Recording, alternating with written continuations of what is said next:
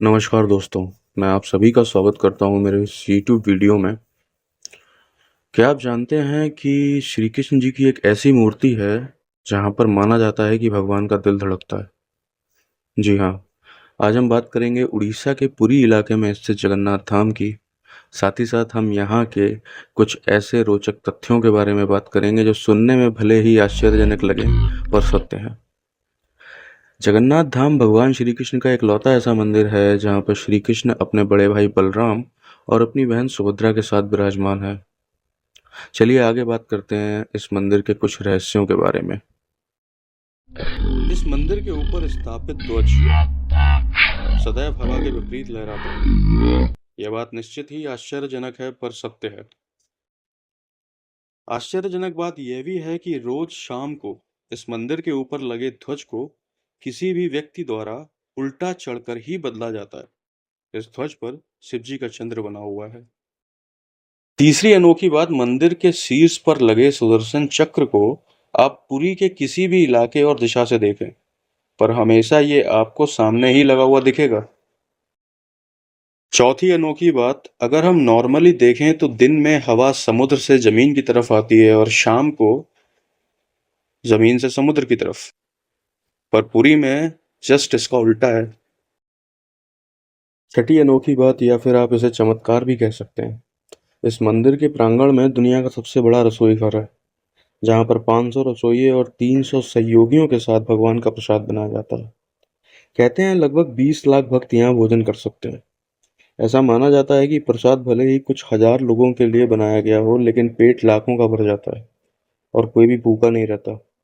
मंदिर के अंदर पकाने के लिए भोजन की सामग्री पूरे साल के लिए रखी जाती है और प्रसाद का एक भी मात्रा व्यर्थ नहीं जाता।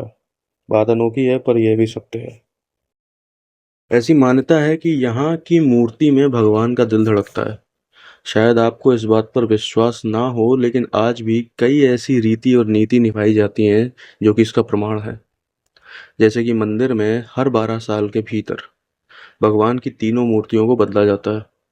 मूर्तियों को बदलने के समय शहर की बिजली काट दी जाती है और मंदिर के बाहर बहुत ही भारी मात्रा में सुरक्षा बल लगाया जाता है। फिर एक गुप्त अनुष्ठान की प्रक्रिया होती है जिसमें चयनित पुजारियों की आंखों में रेशम की पट्टी बांधी जाती है और मूर्तियों से एक प्रकार का ब्रह्म पदार्थ निकाला जाता है जिसे आज तक किसी ने देखा नहीं है और इस पदार्थ को नई मूर्तियों में स्थापित किया जाता है। पुजारियों के अनुसार यह पदार्थ उनके हाथों में खरगोश की तरह उछलता है जैसे कि हमारा धड़कता हुआ दिल।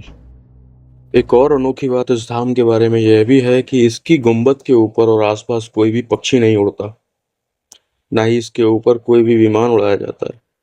माना जाता है कि इसकी सुरक्षा स्वयं गरुड़ देव करते हैं जो कि पक्षियों के राजा हैं।